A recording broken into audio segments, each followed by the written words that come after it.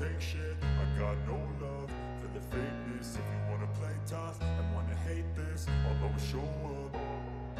I don't ever slow up, no I don't take shit. I got no love for the fakeness. If you wanna play tough and wanna hate this, I'll always show up and make a statement. I don't ever slow up, no I don't take shit. I got no love for the fakeness. If you wanna play tough and wanna hate this, I'll always show up and make a statement. Everything I do, hey kid, don't ever let them get inside your head. Marc Marquez memimpin hari pertama GP Australia, di mana hujan membatalkan latihan bebas pertama hari itu, memberi jalan kepada latihan sore yang bisa dilakukan di cuaca kering. Meski hujan memberi kelonggaran dan latihan digelar di Phillip Island, namun kondisi buruk yang dialami sepanjang hari membuat lintasan berada dalam kondisi yang sangat sulit. Sebuah skenario di mana Marc Marquez sekali lagi bergerak seperti ikan di air hingga akhirnya memimpin sesi seperti yang telah ia lakukan di Aragon, di mana cuaca buruk menjadi sekutu terbaik bagi pebalap Gresini itu untuk meraih kemenangan pertamanya di era Ducati. Itu adalah salah satu kekuatan berkendara saya untuk memahami kondisi dengan cepat, jelas pebalap asal Spanyol itu di akhir sesi, yang akhirnya memimpin dengan catatan waktu 1:27.770, hanya lebih lambat setengah detik dari balapan. Rekor trek, dibuat oleh Jorge Martin pada tahun 2023 dengan 1:27.246. Kita harus melihat berapa marin peningkatan saya sekarang. Di Aragon saya memulai dengan keunggulan lebih dari setengah detik, dan di sini hanya 1/10 detik, katanya mengacu pada perbedaan dengan saudaranya Alex Marquez, yang menyelesaikan balapan. Detik pada 0,102 detik. Race Management mengusulkan agar sesi FP2 pada Sabtu pagi yang rencananya digelar di kondisi kering, meski ada peringatan angin kencang, diperpanjang 10 menit, hingga 40. Agar pembalap punya waktu lebih untuk mempersiapkan diri. Balapan. Saya tidak mengerti mengapa mereka memperpanjang sesi besok pagi, jelas Marc, karena tambahan itu akan memberikan lebih banyak opsi kepada peserta lain untuk berkembang. Saya pikir besok yang lain akan semakin dekat, terutama Martin, ujarnya mengenai pemimpin kejuaraan dunia yang memulai latihan dengan terjatuh dan kemudian meluruskan sesi hingga finish keempat.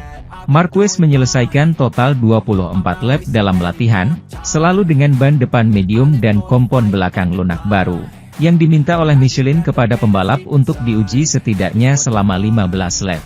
Sementara itu, Pecco Bagnaia berhasil lolos langsung ke Q2 MotoGP Australia di hari yang ditandai dengan penangguhan FP1 dan kondisi cuaca buruk. Meski hujan memaksa sesi bebas pertama akhir pekan ditunda, langit memberi istirahat kepada para pembalap pada latihan sore Grand Prix Australia, yang dimulai Jumat ini di Phillips Island. Juara dunia 2 kali memanfaatkan sesi ini untuk lolos dengan nyaman, kelima, kurang dari 1/10 di belakang Jorge Martin, keempat, pemimpin kejuaraan, dan hanya 2 di belakang Marc Marquez, yang memimpin sesi tersebut. Pecco Bagnaia tetap berada di dalam kotak selama beberapa menit pertama sesi, tetapi pada akhirnya bukan masalah teknis yang menahannya di garasi. Meskipun ia memiliki satu masalah setelah start pertama itu.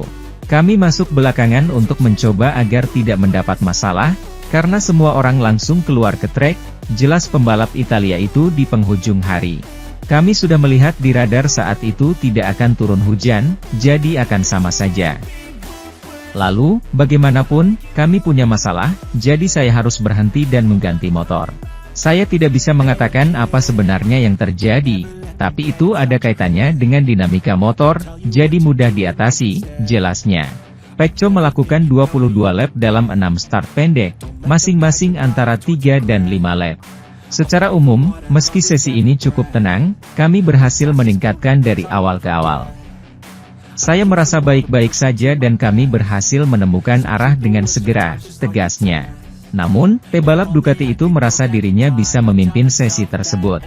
Satu-satunya hal negatif adalah tidak bisa melakukan serangan tepat waktu di akhir karena bendera kuning.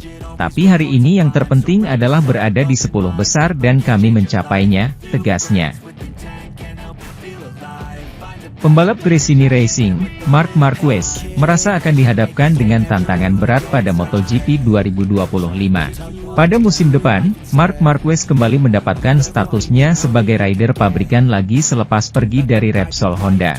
Rider berjuluk Baby Alien tersebut dipastikan menjadi rekan setim Francesco Bagnaia di garasi tim pabrikan Ducati untuk MotoGP 2025 mendatang. Marquez mendapatkan kepercayaan di Ducati lantaran dia memiliki riwayat sebagai pemegang 8 gelar juara dunia di semua kelas balap. Selain karena rekam jejaknya, dia menjadi pilihan pasukan Borgo Panigale usai menunjukkan prospek menjanjikan bersama Gresini Racing. Hingga MotoGP 2024 menyisakan 4 seri terakhir, Marquez sudah membukukan total 7 podium dengan 2 kemenangan dari sesi balapan utama. Pembalap asal Spanyol tersebut sempat meramaikan perburuan gelar juara dunia sebelum mengerucut menjadi antara Bagnaia dan Jorge Martin saja.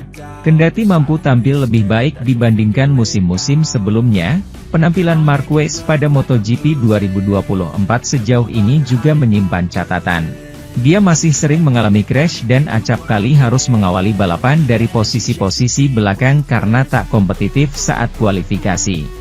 Terlepas dari itu semua, Marquez menyadari tanggung jawabnya akan semakin besar ketika dia sudah resmi mengenakan WR Pack merah Ducati. Rider 31 tahun tersebut tidak boleh lagi membuang kesempatan dan melakukan kesalahan tatkala menjalani sebuah balapan. Marquez merasa bahwa meraih kemenangan akan menjadi kewajiban tatkala dia berbagi garasi dengan Bagnaia di Ducati. Jika saya berada di tim pabrikan Ducati tahun depan, saya memiliki kewajiban untuk berjuang memenangkan balapan, kata Marquez. Meski demikian, hal itu tidak lantas dijadikan beban dalam diri Marquez untuk merampungkan musim ini di peringkat terbaik yang bisa dia jangkau. Harapannya untuk meraih setidaknya 1 kemenangan usai puasa selama 3 tahun sudah tercipta bahkan melalui back-to-back di Aragon dan San Marino. Tapi pertama-tama kami harus menyelesaikannya dengan baik tahun ini, untuk memulai dengan momentum yang baik tahun depan, kata Marquez. Musim ini saya ingin memenangkan 1 balapan dan kami telah memenangkan 2 balapan, imbuhnya. Sementara itu, Enea Bastianini menceritakan bagaimana dirinya akan menghadapi akhir pekan di Australia. Pembalap yang juga bersaing memperebutkan gelar juara, walaupun duelnya lebih banyak dengan Marc Marquez untuk posisi ketiga klasifikasi, tiba di Phillip Island setelah kebobolan posisi keempat pada balapan terakhir di Jepang.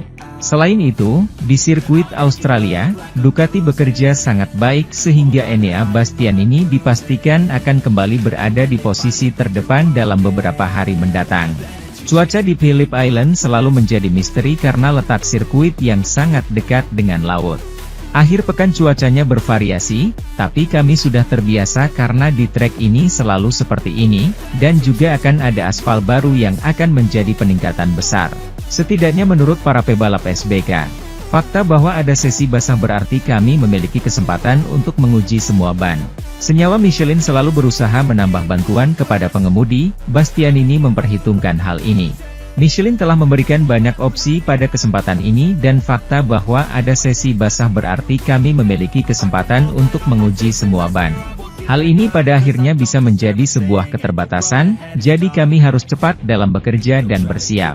Analisis musim sejauh ini, tersisa 3 Grand Prix, tidak termasuk Australia, untuk menyelesaikan MotoGP 2024. Sebenarnya tahun ini kami lebih unggul, tapi secara historis di trek Australia merek lain juga kompetitif, jadi saya tidak mengharapkan pertarungan 4 arah.